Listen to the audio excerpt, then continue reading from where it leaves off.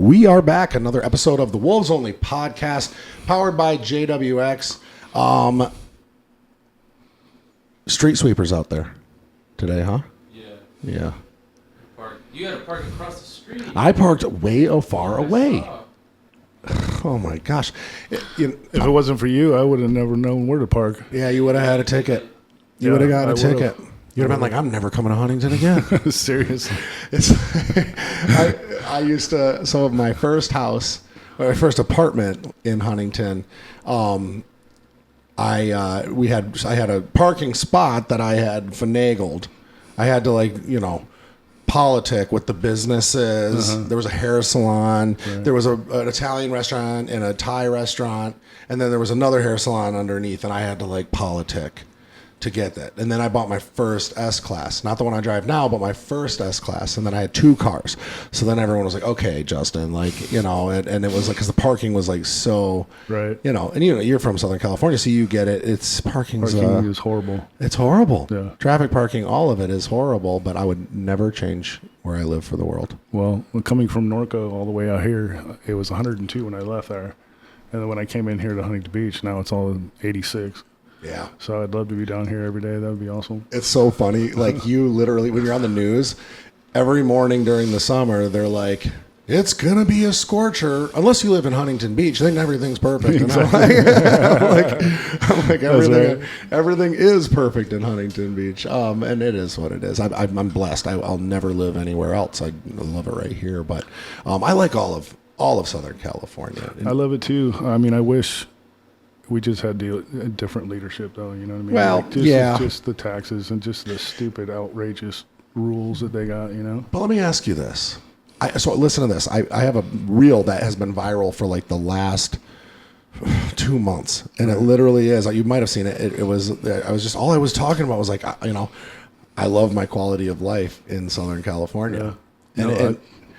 It's. The quality of life in Southern California is awesome. I mean, you got an hour from where I'm at. You have an hour to the mountains, Big Bear, and then you have an hour to the beach. I mean, you can pretty much desert. It's an hour and a half. I mean, you're everywhere. It's so that reel has gone viral, not for the right reasons, not for good reasons. It's been literally exactly what you just kind of said, but it turned toxic. It was like everything goes political, and it's funny how people are wired to go towards negatives, right? You almost did it there and I stopped you, but that's okay. Well, and the's a reason for that. I mean, I'm just tired of getting fucked all the time. You know what I mean? It's just come on. I mean, how many times are they going to lie to people that are actually smart and feel Yeah, no. I mean, believe me. For 4 years. I mean, I'm not going to get into it really. I mean, you got the whole border situation alone. That's just the holy shit. Yeah, it's not good. And I agree with you. Yeah. Okay, we align, but here's something that I challenge people. Try just not thinking about it. Try this, and not Sean. By the way, this is Sean. But try this.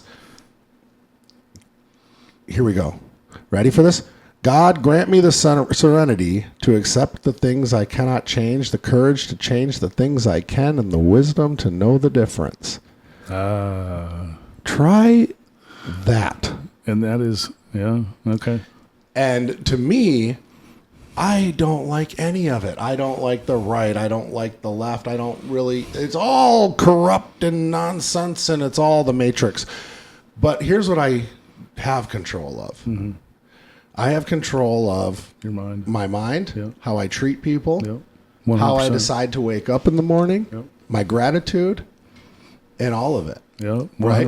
I mean, I couldn't have said it any better, really. So if I take time out of my day to think about Gavin Newsom and another man, that's gay. Yeah, and honestly, and I'm over it. So to me, it was like just part of getting sober, part of getting, becoming the best version of myself was the part of letting go of anything I couldn't control.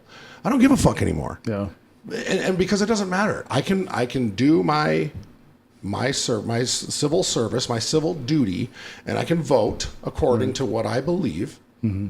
and I can treat people the right way. I can pick up trash if I see trash on the ground, right? I can Do what you think is right. right. I can be a productive member of society, but past that, unless we're running for office and we're going to have an actual impact on what actually goes on behind closed doors, there's really not much. So getting caught up about it, like who's in office doesn't change the fact that you're an hour from the beach and an hour from snowboarding. True that. And that's a fantastic way to live. I love snowboarding too. Yeah, me too. Fucking A. Me too. Golfing, snowboarding. Golfing.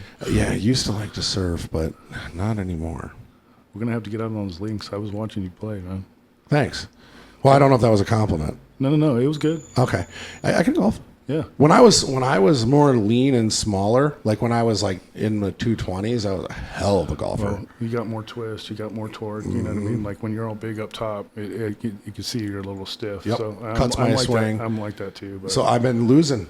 I've been working on getting down into the 240s, and it's only for the golf swing. I don't care about anything. I don't want to be big and jacked anymore. I want to be. See, I want both worlds actually. We want our cake. Yeah, we yeah. want to eat it too. Yeah. If I control both of them, yeah, and I could. So. Where do you like to golf out in? You're in Norco, right? Yeah. So what's the course out there? My brother, Jason, and his wife Nicole, they don't own a restaurant. I'm not own a golf course, but they own the restaurant that's on the golf course. Oh, okay. Yeah. So I frequent there a lot. It's Hidden Valley. Okay. Yeah. So I go there and hit away. Nice. Yeah. The Orange County, the good courses are few and far between. It's kind of fucked Really? up. I haven't golfed out here. It's like there's Pelican, Tustin Ranch is great. And that's like an affordable course. That's an affordable course that is decent. It's well groomed. It's kept really nice, and the staff there's great, and they don't stack the tee times like crazy. Yeah. But pretty much anywhere No, else, I like hate that. right, I can't stand it. anywhere that's less than $200 a head. Mm-hmm. And keep in mind, when I golf, I pay for everything, obviously, but that's not the point. The point is when I golf, it's a production because I have Freddie filming. Because for whatever reason, people like to watch a big man golf. It's just, yeah. I mean, I don't know what it is, but you ever entered any long drive contests?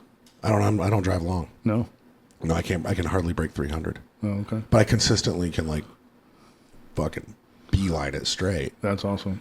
But, yeah, no, but no, I'm not. I don't have a long drive. Honestly, where my game is my 3-wood. Okay. Yeah. If a par 5, if I can just like lay it up a little bit and then 3-wood, I'm right on the green. Yeah. No, I like to drive it long and then pitch it short. Nice. So I won a long drive contest in Temecula at 400 yards. Oh, that's Happy Gilmore shit. But that was back in my late 20s, but I mean now I'm probably like 340. Really? 360, yeah. Down Straight? Yeah. Sometimes I have a little slice on it, but you know that's just because I'm an amateur. You know, I'm just I golf like maybe 3 times a month. That's about it. Oh, really? Yeah, we try to get out. We try to get out every week. Sometimes a couple times a week. Lately, it's been a little bit less. You know where I played the other day? I played Trump. Oh yeah. In Palos Verdes. How was that? Hard. I bet, dude. It's stairs. It's literally stairs. If you fall off the fairway, you're gone. It just rolls down and forever away. That's like Hidden Valley though. Also, it's really hilly. Yeah. So you really got to be straight, or you're moguling in it like crazy. So, you came on. You're ready to be an online coach. Just getting started. I'm ready. Yeah, I'm ready to. I'm ready to be that coach. Yeah, I definitely am. Through just my my sports background and my weightlifting background, I've just been, since I was 16 years old, that's all I've done is really just train and get ready for football or get ready for baseball season or stuff like that. And then, you know, I got married. After all that didn't work out, you know, I blew my my groin in a combine, an NFL combine. It was a regional combine. It was just in California. Okay. And I was training for it for a long time. What team? It was just for any team, any scouts that were Oh, there to gotcha, watch. gotcha. Yeah. And I blew my groin out, and then I was running 275. I was running 4.7, 4.75s. So And you're a big dude. You can't tell obviously on camera, but you're my size. Oh yeah. I know you're 6'5", right? I'm 6'5", yeah. Yep, same. And I'm what, 245 right now. 245. So I'm 258 this morning, and flat, no carbs in me. So Yeah, no, I had this morning. All I had 5 eggs and 2 beef patties. okay. So that's what. Yeah, so I don't meet many men the same size as me, and in terms of like height sometimes, and then obviously like width sometimes, but never both. So it's interesting always to like stand, against like, and for people who need the perspective, Sean and I are taller and bigger than Dwayne Johnson, Yeah. bigger than Dave Bautista, and on camera those guys look massive, but the truth is, Dave, sorry, bro. Yeah. No. I got you. You know what? I would be so much bigger than I am right now. And, when one of the reasons why we're here is just because, my story that, what happened to me and what road I ended up going down was something that I never wish upon anybody. At the time I was married. I had 2 little baby ones. And Dylan and Faith, and I was at lunch with my wife at the time, and we got a scary phone call, and this is prior to this. For about a month and a half, I was really sick. Nothing could get me better. It was just, it was something that it just was crazy. I took every medication in the world, doctors prescribed me, and all this, and nothing worked. And I just noticed that I was always getting up and peeing like crazy all night long. Like it would be like 5, 6, 7 times a night I'd be peeing. Oh, wow. Yeah, I thought it was very unusual, but at the same time, I'm gaining 3 pounds a week. Not even that, 3 pounds a day. Really? So I didn't really know, I was on some good stuff, but, keeping it legal as much as I could be. But, for somebody that lifts weights and wants to be big, and that's just kind of who you are, 3 pounds a day was like unbelievable. I was like, people that are on roids don't even do this, you know what I mean? So, I got up to 315 pounds at one time, just solid muscle. Like, I couldn't believe how big I was. And, running, what at the time were you running? And we're open. I'm open about that kind of stuff. Yeah, no, I should be open about it. I shouldn't hide that anything. I was on test, and I was on Tren and D-ball at the same time. Oh yeah. So it was there a combination of a lot of shit. Well, yeah, when you run Tren and Mandrone, or D-ball, not Deca. D-ball, yeah. Okay, so yeah, okay. I was taking a little equipoise at the time too, so it was a combination keep of a lot you firm. of stuff. Yeah. Yeah. So, but still to put that kind of size on, and you wouldn't even put that kind of size on with that stack. No, not no, even close. No. So there's something was up with you. Oh yeah, I noticed there was something. I didn't want to believe it, but I knew in the back of my mind there was, and I was scared to actually find out. What it was, and finally my wife was just like, at the time was just like, you need to go get your blood done. I went and got my blood done. Fast forward a month, we just got out of the gym, and we're having lunch over at Wahoo's in Norco, and emergency room calls me and says, you need to get down to the hospital as soon as you can. Immediately, and I'm like, okay, like I was scared shitless, basically, and then they just don't call you the next day after you get blood results. It usually, the time is usually a week. Yeah, you know what I mean? So we rushed down there. I took a shower, and packed a bag. She said pack a bag for at least 3 or 4 days, and I was like, okay, yeah, no, something's really wrong then now. So I walk in there, they already had a room for me. Sat in there and I'm calling my mom, calling my parents. She's calling her parents and trying to get somebody to watch the kids for us and stuff. We don't want them around, Yeah. when they're doing that kind of shit. Sure.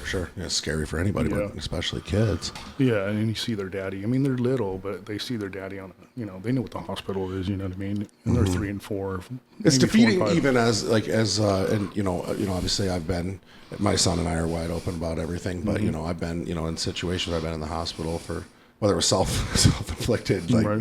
me just doing something stupid or whatever, and I would never want him to see me because it's defeating for me, even if he doesn't realize it, right? It's like, your child seeing you in that situation, and it does psychological damage, but continue. I'm sorry. I didn't mean to cut you No, off. it's all good. The psychological part was basically what I was more concerned about than anything. They looked at their daddy as their hero, and invincible big dude, walking around, carrying him on each arm, like, just walking around, and they love that shit. And then all of a sudden, daddy's not Superman anymore. You know what I mean? It's just like it hits you right, it hits you hard, and so I had to sit there, and then they had like 3 doctors come back with me, the doctor and a couple of nurses, and they wanted me to take another blood test just to make sure. So they took it real quick. Within 30 minutes, they came back to me and said, yeah, you got kidney disease. Oh boy. Yeah, and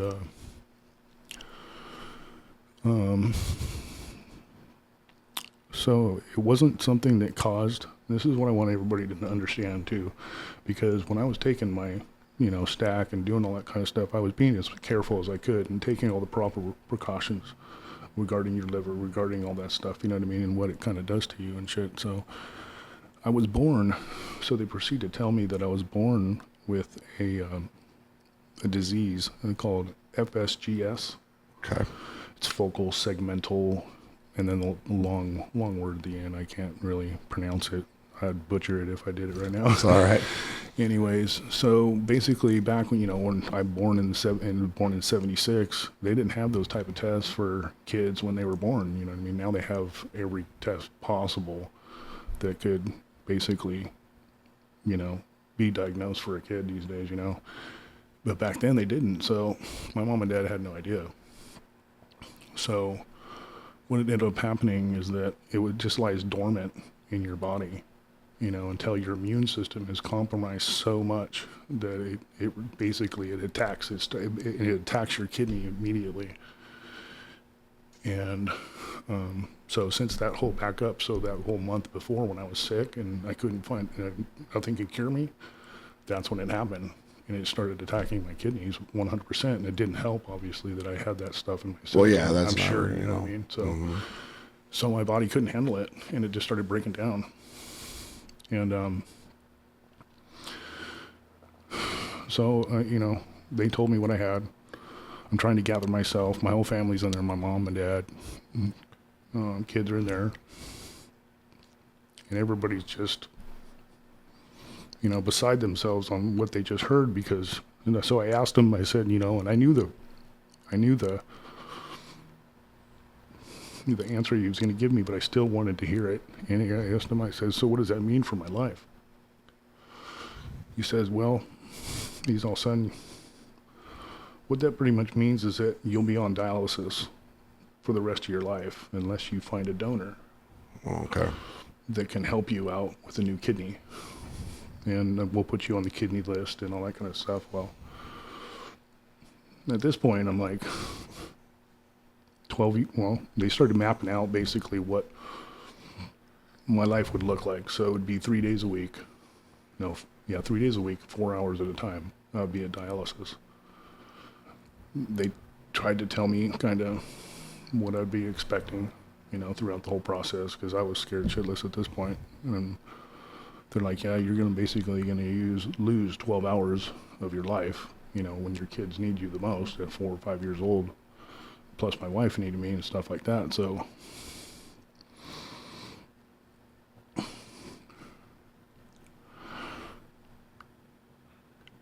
after that,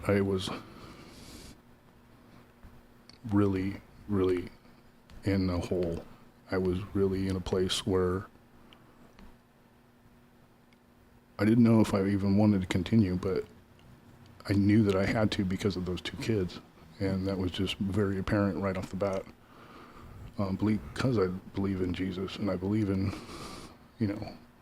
what he does for us every day, that I knew at some point that I'd be able to find what I needed to survive. And I would just have to pray and hope and keep praying every day that, somehow, some way, I'd find a donor, or that the list would, get smaller. But when I first got my kidney disease, I was 6 years on the list. That was the shortest part of it. Oh, shit. 6 years. And, well, every year that I was there, it got longer and longer. And it turned out to be that I had to wait 10 years. So I had numerous donors over the years that would try to help but couldn't, because maybe job wouldn't pay them or fire them if they took off or something like that. Oh, man. Just to try to help me, you know what I mean? So their job was really keeping them from doing it. And, one person that I have to say, her name was Summer Norsha. She really cared a lot, and she really wanted to help. And she was one of them that really couldn't do it for me. She was a good friend of mine. And she couldn't do it because her boss and her company wouldn't let her, per se, what she had to make for the month and all that kind of stuff. Yeah. But anyways, so dialysis was something else. I have so these are my ports right here. Okay. So this one and this one, so they're big because of the blood, and you can actually feel my blood going through my veins just by this right here that I have. It's called a fistula that they put in your wrist, and so it's almost like a Ferrari. So once you put the needles in and they turn the machine on, it just spins it. It spins it like crazy, and this is what really helps it get through my arm. But as far as dialysis goes, I was there 4 hours at a time. I would go through the 4 hours in pain the whole time. When you first start out, you're not used to, how fast that the blood goes through you and then cleaning you. So they're actually draining you of water at the same time. So when they're cleaning your blood, so when you get done, you're very spent. You feel like you've ran a mile and a half or more, you know what I mean? And you're sick as shit, you know what I mean? And the driving home was horrible. I'd have to pull over like 2 or 3 times before I even got home to throw up on the side of the road because I'm just nauseated from doing it. And this is happening basically almost every day of my life for almost 10 years. I would do that. Fuck. So, yeah, it was horrible.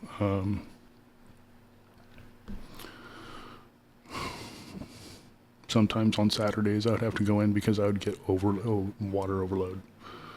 And when you get water overload, and I didn't know this was going to happen either, but all your mechanics start to slow down, and when your blood gets real dirty, everything just starts to really slow down. Like if I turned to you, it'd be like this, or if I walked, it would just kind of be in slow motion at the same time. So I couldn't do the normal things that I could do with my kids. And that really tore me apart because I couldn't be there for them like I needed to and be their Superman, you know what I mean? So 10 years. 10 years that's it seems like an eternity. I mean, now granted, where you're at this point, it probably seemed like a small window, but it's an eternity. 10 years to live like that every single day is, I mean, fuck, man. Like, it's tough, and to remain, yourself and try, at least try to keep your cool and be patient and everything that it's going to test a man.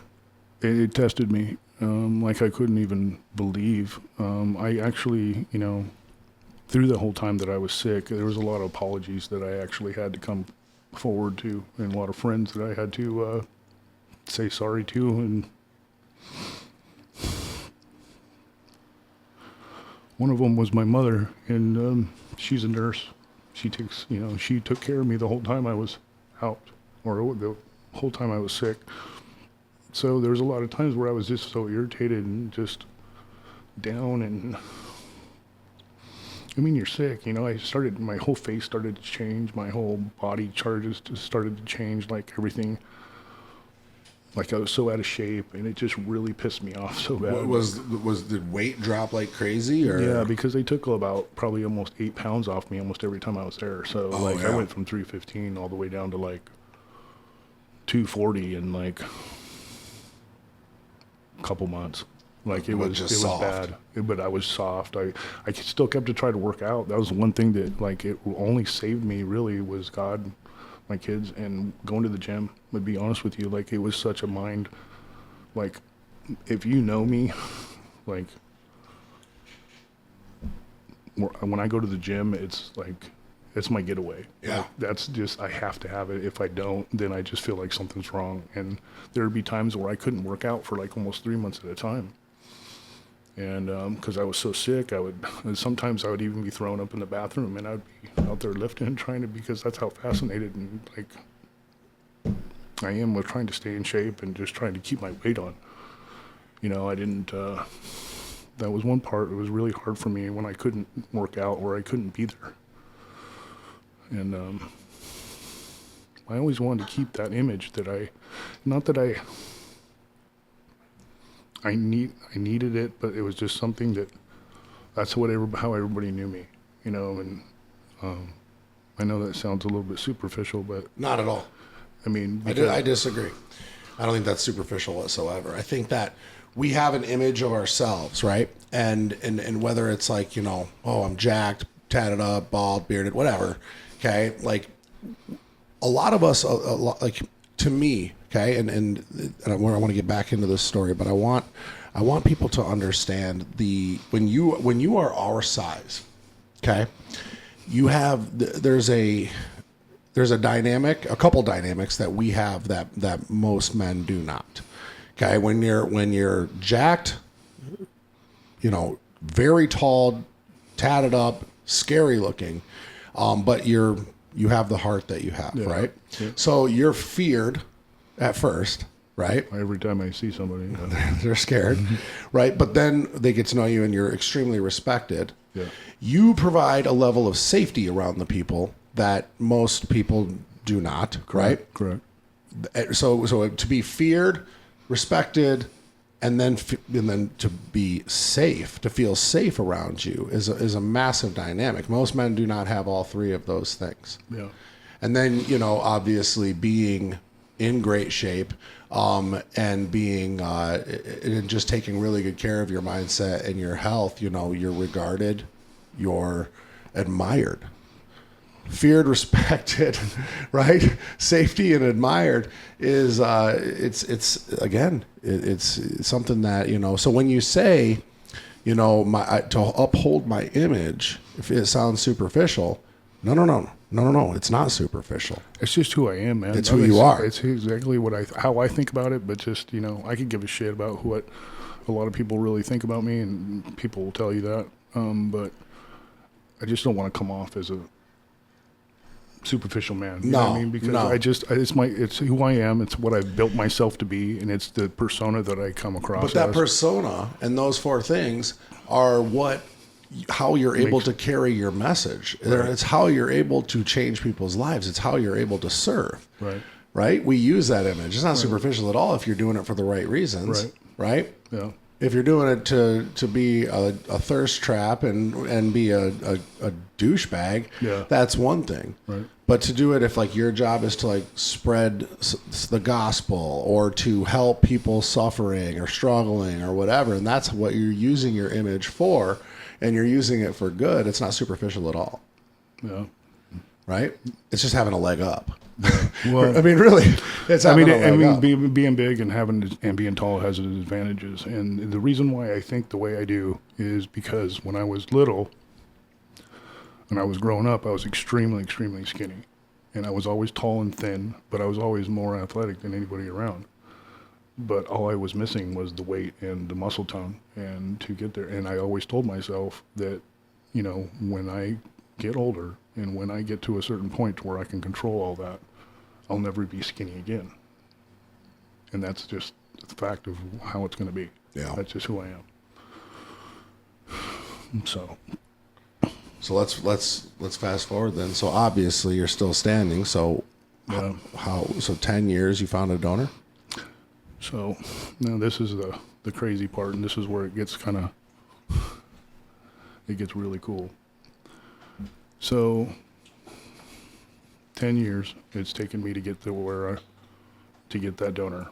And this whole time been fighting mindset, discipline every day, not quitting, making it happen for me, my family, and my kids. Just basically my kids are what saved me. So if I didn't have them, I'd be running amok everywhere. You know, I think that's one of God's little things that He's done for me, is put them in my life. It's made me realize where I really need to be and what's important. Yeah. You know? And that's them, 100%. So fast forward, I got my donor is, so one morning I'm asleep. I'm in my mom's house. She's still taking care of me I just had kidney removal 4 weeks before I get this call, right? So I'm still healing. I'm in bed. If anybody's ever had their kidney removed, the pain is unbelievable as far as the recuperation. So 4 weeks in, I get a phone call at 6:30 in the morning. It's my dad. My dad says, "I got some news for you." And I said, "Okay." I got good and bad and good news and bad news. I said, "Okay." I said, give me the bad news first. So he says,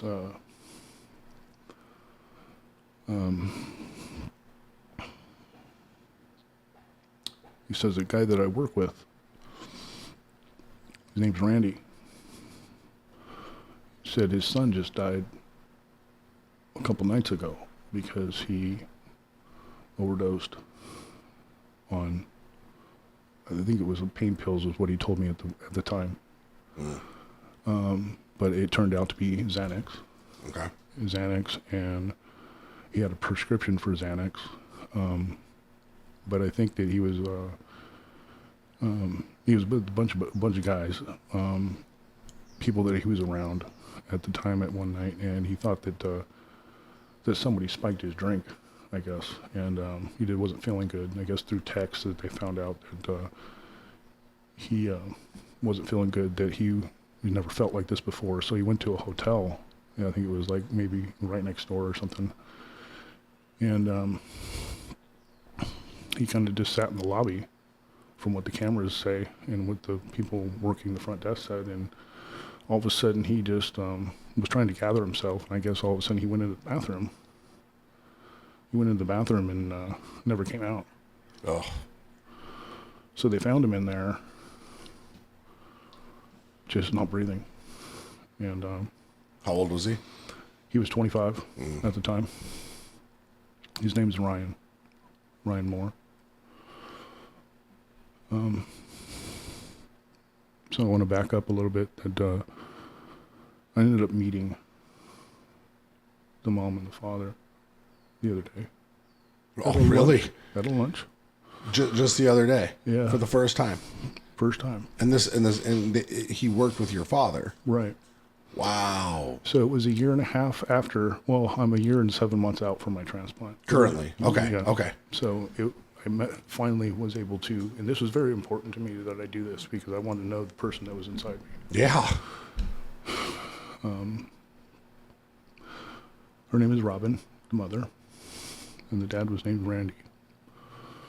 And we met at BJ's, casual conversation, didn't know what to say, didn't even know how to say it, didn't know. Yeah, how do you even... the thanks and the gratitude that I had for them was unbelievable. Like, we both just hugged each other. Randy got up and said, "Are you Sean?" I said, "Yeah, that's me." I hugged him like he was my dad almost, like, because it was just so emotional. Like, we hugged for like 15 seconds. Wow. Mom got up and we hugged a little bit too. Well, you got to realize to them, you have a piece of their child, Yeah, right? he's sitting right here in the front of me. Right. Like, it's like It's actually an unbelievable connection, and that's what they say. They say that the connection it was weird. Right? It was weird talking to him, but at the same time, I felt so comfortable at the same time. It was, Sure. And they shared pictures. They shared Instagram stories with me. And just what he was like as a kid. And that's something that I wanted to know about. And they wanted to know all about me. They wanted to know about from when I was a kid all the way until where I'm at now. It was pretty unbelievable, a meeting. Kind of went through all the steps of what happened, of how I got the kidney and all this kind of stuff. And they wanted to know all about it. It was a very emotional time, man. I couldn't believe what was in front of me. I never thought in a million years that I'd ever get a donor, to be honest with you. No, and I mean, and I didn't realize that you were only over a year and a half, in what do they call it, remission or I'm a year recovery in recovery. In recovery. That's insane. So getting back to even, I was telling you how skinny I was. Well, when I got out of the hospital, I was 179 pounds at how tall I am now. Oh my God. Yeah. Beanpole. A beanpole was, I couldn't even sit down in the car because my butt hurt so bad because it was just so bony and it was just unbelievable. It was sickening to me. Like, I didn't even want to show my face, to be honest with you. I looked so bad. It wasn't even me. Like, I didn't go out. I didn't do anything. Like, yeah. So I just had the mindset that this ain't going to happen to me. My discipline and mindset was everything that I had getting through it. I wasn't going to let it attack me and take my life. And I got the transplant, and I went from 179, and I went into the gym at 179, and everybody knows who I am when I walk in there because I've been there for so long that from prior. You know what I mean? Everybody found out that I was sick, and then I come back at 179, and everybody's like looking at me, and I'm like, I have my hat on, dude. I wear it low. Nobody can see my eyes. I just kept working, dude. I was 179 pounds, and I worked my way all the way up to 245 now. In a year and a half, basically a year and a half, I got back there. Just hard work, eating, like being healthy is just unbelievable what it makes you feel like. Yeah. I was sick every day of my life walking into that gym. Every day. Sick. Throwing up. Trying to keep my size, and now I'm healthy. Nothing's gonna stop me now. Like, it's like I'm on cloud 9, man. I walked away from that meeting with Ryan's parents, and I felt like I just gained a new family. Well, you did. Yeah, you did. Yeah. And they look at it the same. They did. I'm sure they do. I don't know them, but and you hear stories about this, but you can understand that, a parent should never have to bury their child. No, I just felt so bad that, like, they had to go through that in order for me to live. Yeah, but what? That's that, and I can imagine that you would feel not responsible, but you would feel like, exactly what you said. I can't imagine going through that so I can live, right? But regardless of what your belief system is, there's a reason behind this, right? And there's a use for you. And when people have near-death experiences, sicknesses, they go through something traumatic, and they're able to turn that around and use it for something positive. Right.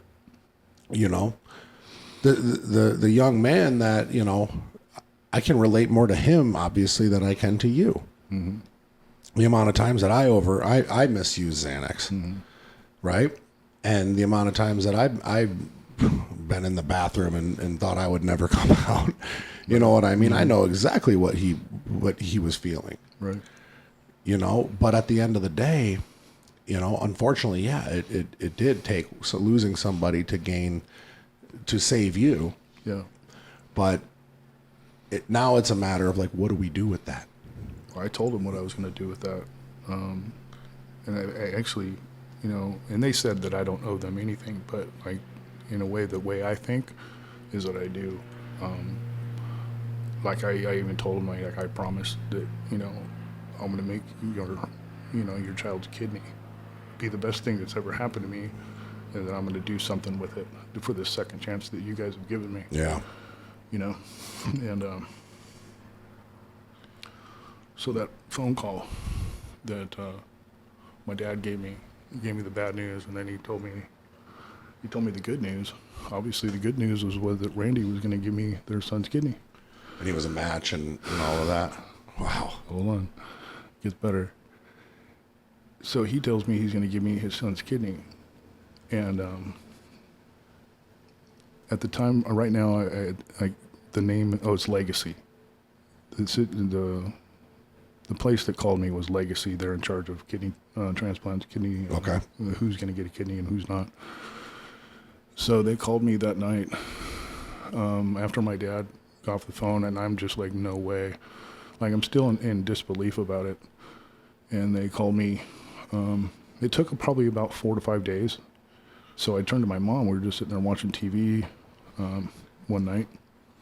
I turned to her and I said, yeah, well, maybe it just wasn't my time. Maybe it just didn't work. Maybe it wasn't viable. Maybe it just wasn't a good match.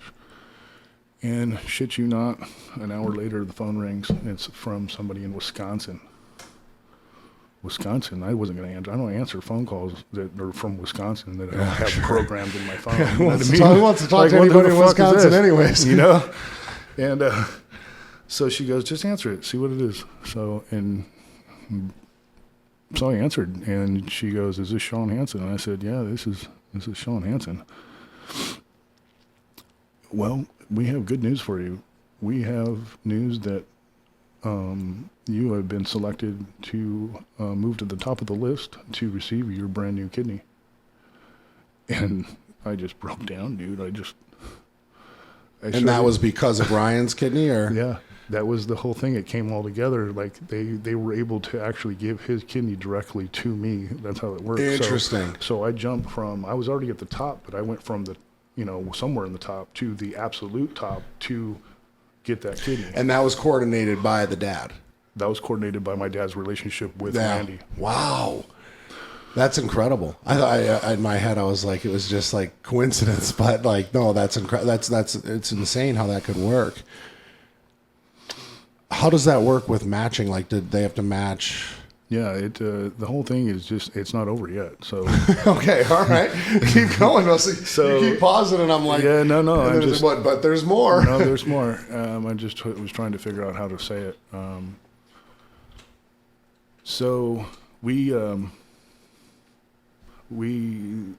get another phone call stating that I have to go down to the hospital, get new blood results. They got to get all updated stuff and all that kind of stuff. I have to deliver to the Loma Linda. So we end up going down there. They got a room for me, and I'm just so excited. I'm just elated. We're all going down there. We're telling the family and this is that and the other, and everybody's so excited and happy. I'm getting phone calls left and right. And so I'm sitting in this room, and I'm sitting there. It's going on 1 day, 2 days, 3 days. And we're like, what the hell? What's going on? And this nurse, I guess, had been doing this for a long time, says that, sometimes this happens, if you're on this floor and if they've told you to come down here, they have a kidney for you, no matter what, right? So we're like, okay, so first time I've ever been through kidney disease before, so I don't know what's going on. So, so they end up having to actually send me home for the first time. I'm like, send me home? Well, we got word that the kidney they were going to transfer. They had a different plan of attack, that they weren't going to take the kidney where he was down in, I guess he was down in LA somewhere. I'm not sure, but they ended up saying that they wanted to transfer him to Redlands Hospital across from Loma Linda. So it would be an easy transfer and not a lot. could actually damage the kidney from going one place to the other. It's only like 3 miles, I think, from each hospital. So then we go home.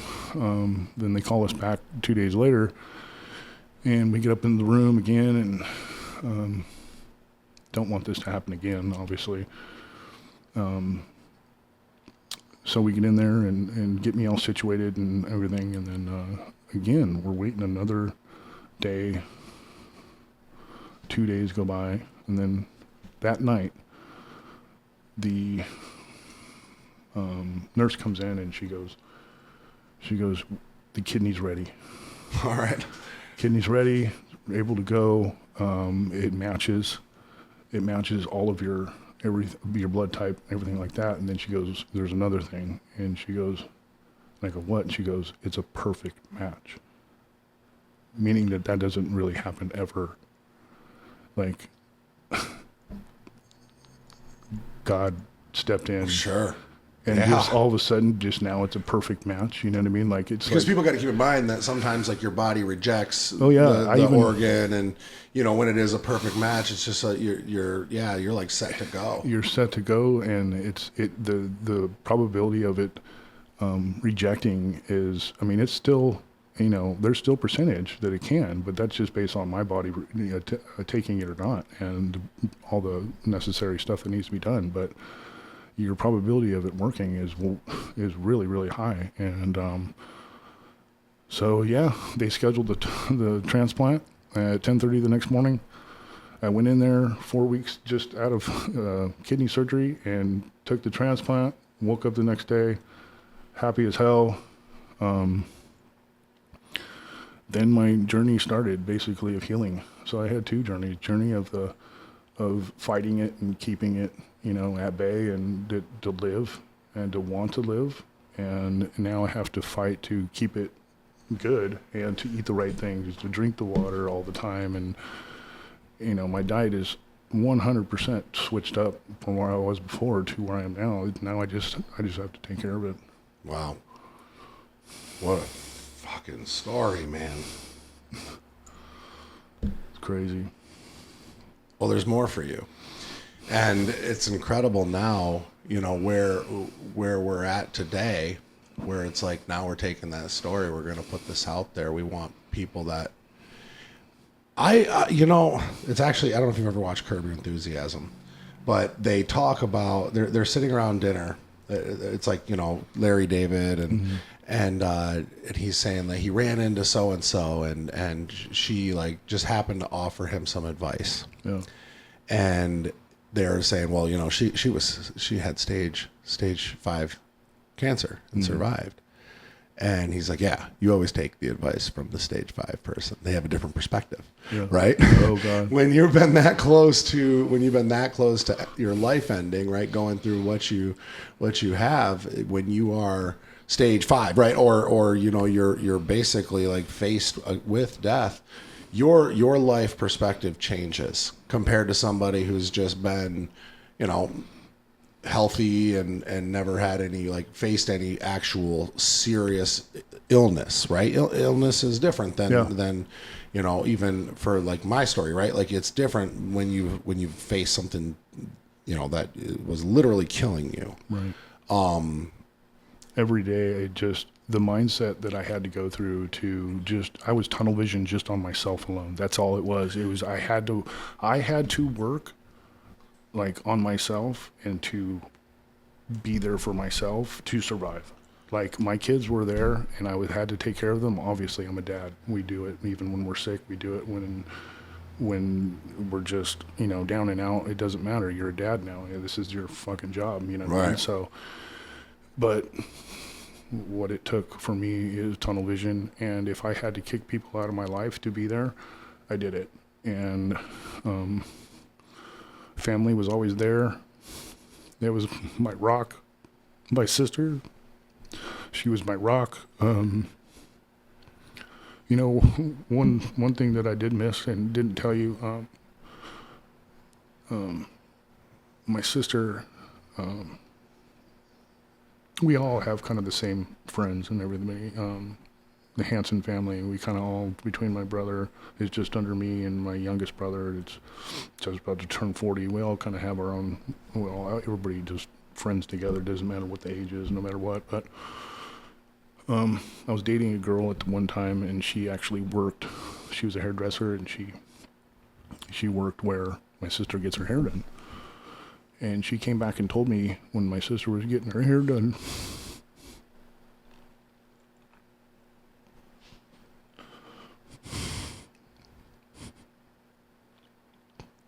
one time that she thought that I was going to die. That her big brother that she looked up to was going to die. And when that happened, and I heard that, my whole life changed. Like, just the way I just started to run myself, the way I started to talk, the way I started to handle myself, the way I started to take care of myself. And actually, because I was down a long time, man. Like, 10 years is a long time to be fucking sick, dude. You know, like, fucking every day of your life you're sick. Like, it's not like, and the sickness became normalcy for me. Yeah. Like, every day I had to go through it. So it was just a routine, like we talk about on our videos. Like, it was a routine. It was dialysis, you know, 3 days a fucking week, 4 hours at a time. But I started to switch my mindset, and instead of saying, fuck, I gotta go to this stupid fucking dialysis with all these old ass motherfuckers in there that it smells like death in there. You know what I mean? I'm sorry to say it, dude, but like, I'm in my 40s and these people are all in their 80s and their 70s and shit. They're looking at me like, what the fuck, dude? You know, why are you here? You know? And I thought the same thing. But that's what God gave me, and that's what the obstacle He gave me to get by, to understand who I am inside. And I had to fight my ass off, and I started not thinking to, like, woe is me, but I started thinking that switching it from, fuck, I gotta go here, to, okay, I gotta go here, I gotta get it done. It's keeping me alive until I figure out what's next. So I made the best of it and kept myself as healthy as I could, stayed in the gym, ate right, and I was the healthiest dialysis patient you've ever fucking seen, to be honest with you. I mean, I'm walking in there and I got muscles and fucking, you know, and I'm walking in there and everybody's looking at me like, fucking, well, who's this guy who's fucking walking in here and he's got kidney disease? Like, he doesn't even look like he has kidney disease, you know what I mean? And I wanted that for myself so bad, and I just wanted to prove everybody so wrong, doubted, you know, it was just the passion that was inside me to make it work and to not be a statistic, you know, really drove the shit out of me. So it's amazing how you can find parallels and how you can find like deeper connections in people's story. The relatability, right? Like, what you faced is completely different than what I faced. But listen to this. There was no changing me, my mindset. I was a drug addict. I was an alcoholic. I was suicidal. Right. I was ready to, you know, end my life on a, you know, there was about a summer that went by where it was like constantly like preparing myself to do this. And there was no telling me to stop using. There was no, I could manage my life, sort of. It was unmanageable, but on the surface, you know, I didn't lose anything yet. And it wasn't a police chase. It wasn't time in jail. It wasn't going to the hospital several times from, you know, like long weekends of binging and things like that. I wasn't going to the psych ward. Nothing changed me until my brother saved my life when I was about to kill my life or kill myself. What you just said right there was like when your sister felt that way and saw that, that's what changed your mindset. When my brother found me that way, and when my brother, like when I saw his eyes and how scared he was and everything like that, I let go of control. It's amazing when you can find the relatability in two stories that couldn't be more different. Mm-hmm. But it's you know, to have a sibling that you're close to like that? Me and my brother are very close. Me and my sister. Well, all my brothers and sisters are. Oh, I have one sister, but we're all close. But I don't know. It's just something about my sister that we were all very protective over when we were little, and to have her feel that way, and I didn't want her to look at her big brother like that, Right. anymore. Because my sister, she analyzes. She's someone that when she comes and visits, and she lives in Texas now, but when she visits and stuff, I can see that, she looks to see if I'm still healthy and stuff, and like everything's going, so well. And she's been very supportive in the stuff that I'm doing now, and liking all my reels and stuff. And she just said that she was so proud of me, and that just went a long way. She should be proud of you. We go through things in life, and something like this would break any normal man, and it probably did break you at one point, right? It did. I was rock bottom Yeah. for a long time, Oh, yeah. years and years and years. But to know what that looks like, and to be able to turn around and turn it into something great, right? You have to have hit that rock bottom in order to really see, what we call God in my community is called the gift of desperation, right? That's God. God is the gift of desperation, where it's like you were so desperate that it's like what I let go of control. Mm-hmm. I did. That's what I did. I stopped trying to control it myself and just let him take over and just let him do his will, basically. And then when I let him do that, and I just stopped worrying about certain aspects of my life and stopped stressing out so much, it's like it just slowly the things started making sense, and everything started to fit in a line, and it wasn't hard anymore. It's still hard, don't get me wrong, but like everything is just getting better and better and better, and it's showing me almost every day. And I don't know if this is if you believe in this or whatnot, but I'm a very observant person when it comes to things that are routine, and then things that are kind of that get out of a routine. I notice right away. Yeah. Right away. Like, Oh yeah. so I noticed when I was going through my transition from my transplant to where I'm at now, I noticed that the number 77 is something that just keeps popping up every time that I'm doing something positive. Interesting. And it doesn't matter if it's the clock, or it doesn't matter if it's a time, or if it doesn't matter. Somehow 77 is always on TV, always something, a temperature, always something that's just flat out right in front of me. It's just, I don't know what it is, but I'm taking hold of it, and I don't care what it is, but I do care because I think it's a sign from God, to be honest with you. I think it's something that he's telling me that. Well, you can do some numerology. There are people out there. I actually have a friend that I met recently, and she's from Ukraine. Her name's Lily. She's actually probably going to be a member of JWX, but she does numerology.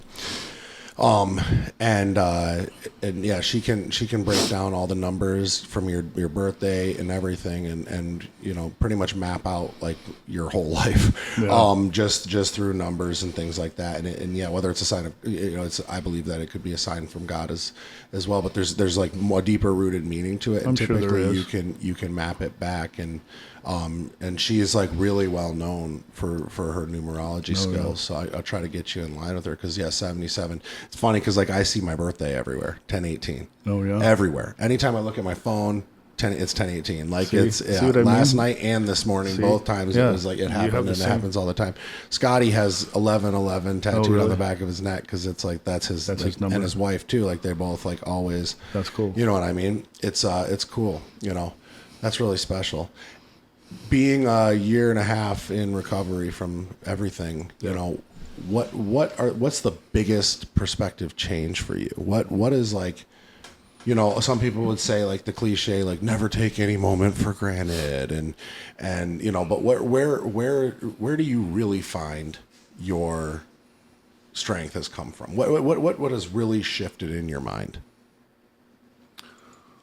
Well, I think I'm not afraid anymore. Ooh. Fear was a big problem for me, not wanting to not fail because I'm not used to failing. When I was younger, I never really failed that much. I was always good at everything I did. So it actually, I wish I was, not, I don't wish that, but like, in a sense, I wish when I was younger, it would have taught me a little bit more, be more humble.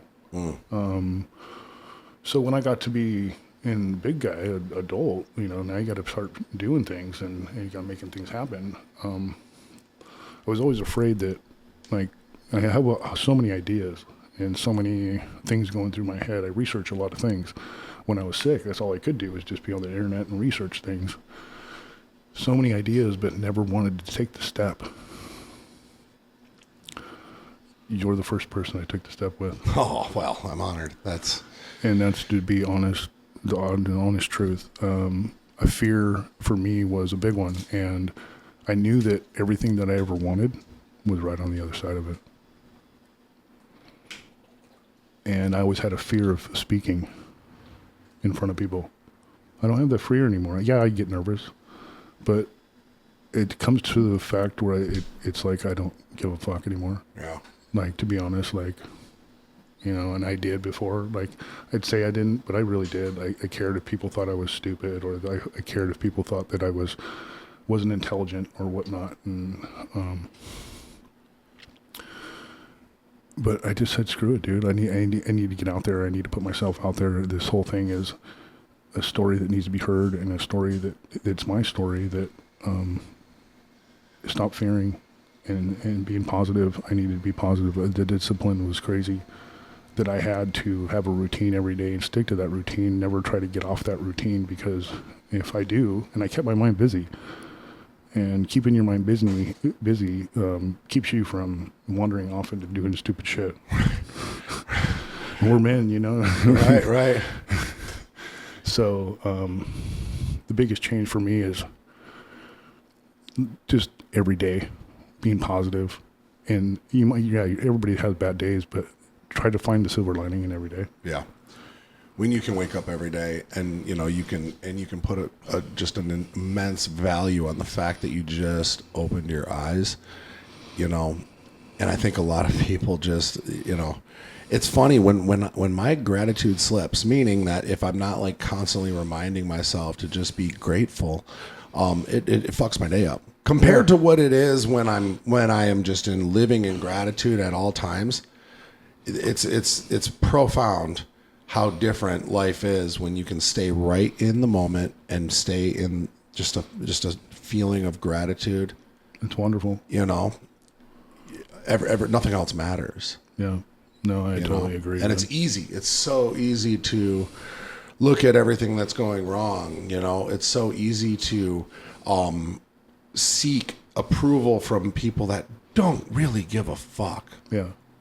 No, and I was afraid that people would probably say, hey, dude, what are you doing? Like, there's so many coaches out there. Like, how are you going to, stand out between all the rest of them? But I haven't gotten that once yet. No. It's always been positivity. It's always been great, dude. Well, that just tells you that you're around the right people. I feel you. Yeah, exactly. I feel you. I understand your story. And a lot of people still don't, I haven't, really told a lot. Only my close friends really know exactly what happened, and what happened with just with my kidney disease. I mean, it goes further back than that. That's really not on the table right now, but just, everybody was just being high school drama, I guess. Well, yeah. And I just started to say, fuck it, dude. Like, I don't care. They can think what they want. They ain't paying my bills, and they're not. Right. And they're not in my life. So if they got something to say, then, they can do it behind closed doors, but don't say it to my face, because it's when you, and that's a superpower in itself, is being able to just block all of it out. Mm-hmm. And that's a muscle. That's muscle memory, right? It's like learning how to turn your don't give a fuck meter all the way to 11 and completely block it all out. And life is so much better when you can do that. And here's the funny thing too. People who are concerned or feel like they can't let go of their thoughts towards people's thoughts and opinions, or their concern towards people's thoughts and opinions. Like, you can, and you should. And again, if you just consistently say it to yourself over and over again, like, I don't give a fuck, and actually not, and actually just go. And the other thing too is, like, just be around the people that you do care, and that do care for you. And you can tell the people who care for you, because those are the people who are going to support you. Every single time. Yeah. You know, people that have abundant mindsets are few and far between when it's like total abundance, right? When it's like, when I present an idea that I think is like completely off the wall, but I just like it and it's great, the people who are closest to me are like, well, let's figure out a way to make it work. Right. I never heard anybody like say like, oh, I don't know, man. I don't know if that's a good idea. Yeah. You know, I had my idea for how I wanted to structure JWX. There were a handful of people that I actually looked up to that were like, you got to be careful when you do it this way, because you'll run out of money. You know what I mean? I'm like, all right, well, I believe that this is the right way to treat people, so this is the way that I'm going to do it. Yeah. And lo and behold, it was the right way to do it. Because you just relate to a lot of people that come from, some sort of, issue that they've ever had in their life, or sobriety, or just like you said, or just something that has ever happened that, sort of like me, that, that just needed this. You were very, I knew right when I started talking to you guys that it was something that I needed to be around you guys and have my life take off. Well, here we are now. Thanks for sharing that story. Yeah. Thanks for having me. That's fucking awesome. Has anybody ever told you this on a light note? What? You look just like Triple H. Has anybody ever told you that? Does he look like Triple H? He really does. Yeah. No. Your profile right this way. I'm like, is that Hunter? No, dude. You have a great heart. You have a great personality, and I know I'm on calls with you, Sean, and we've talked one-on-one and with the rest of my leadership team, and I know your heart. Yeah. And your heart is a heart of service. Like you want, you don't give yourself the credit that, you're the kind of guy that's like, oh, I don't understand this, or I'm new to this, or I'm a dinosaur with technology. It's like, who gives a fuck? None of that matters. When I say I'm a dinosaur to technology, is this basically just the words that you guys are using to me? That's only the problem. New. It's new. But I new. find that being in the industry for so long, being training from 16, I feel like the questions that JT wants me to ask at certain times, it actually is just second nature to me to ask those questions. I just don't know that what they're called is when he's talking about it. Well, yeah, we made a lot of that up. Like, what? And I'm like, okay, well, this seems to be like, if you've been in the industry for as long as I have, for people that's been working out for that long, you just seem to think that the right questions are just natural. It's natural. It's natural. But what I'll tell you this is, putting a name to the strategy does help. Yeah. You know what I mean? Because it's like, especially when you start to build a team and stuff, right? It's like when you're working on a car and you have your son behind you, and you're like, give me the ratchet. And he's like, oh, I know what that is. Ratchet. Boom. And then you get handed the right tool. Right. You know what I'm saying? When you have the right tool and you know what it is and what it does and when to use it, that's the power of what we're talking about, right? Yeah, it's second nature for us if we're sitting there working on the car. Right? But if you're trying to explain a situation to somebody else, for example, if you're trying to talk to a potential client or somebody that you're trying to help and things like that, and you're able to paint the picture to them, and be able to correlate it with a name, a strategy, whatever it is, right? Then okay, for example, like if you're coaching somebody on like let's say carb loading, okay? Like, yeah, we know how to do it for ourselves, but so many people know what to do, but how to explain it to somebody, how to help them build it into their toolbox, right? Into their routine, into their strategy, right? It's very important as coaches that we're able to articulate and be able to set these people up with an understanding, so that way we can move up and continue to grow from there. If we're constantly going back and trying to re-explain the same strategies, the same resources, the same tools, then it's hard for us to stand still. So that's all that is. Yeah.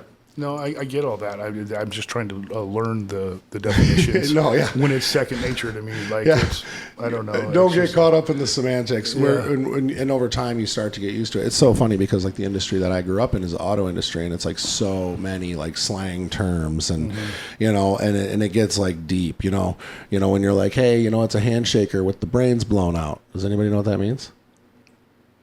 I have no It's a idea. handshaker with the brains blown out.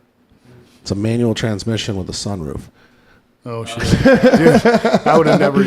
Of course not, right? But again, Once you explain it. yeah, it's a handshaker with the brains blown out. But like, and again, it's like, but who would ever know that, right? Until you've been in the business long enough, and nobody talks like that in the auto industry any longer. But again, it's like, it's just terminology, it's just strategy. Yeah. But you'll get it. I'm not even worried about that. But again, and none of that even matters. None of it even matters. All that really matters is that the attention and intention is there. The intention is there. I know for that. Sure. I know that. Yeah. I guess I have to get used to just spicing up my content, I guess, a little bit. You told me to look at those other guys last night, and I went on their pages and kind of checked out what they got. And The road to success. I can usually do that kind of stuff. So it's just a matter of taking what they've done and just kind of basically emulating what they've got going on. So The road to success is called rip off and duplicate. yeah, no, Nothing's original anymore. right. Yeah, That's cool. Well, this was fun, man. I really appreciate you doing this with us. And I appreciate you too, man. I appreciate him coming down here. Hell yeah, dude. Awesome. Well, listen, guys, if you like what you heard, make sure you subscribe. Go follow Sean. We'll put all of his stuff down below so you know how to link right to his Instagram. And we'll catch you next time on the Wolves Only podcast. Thank you guys so much. Thank you. Wow, man, that was great. You want to know what's so funny?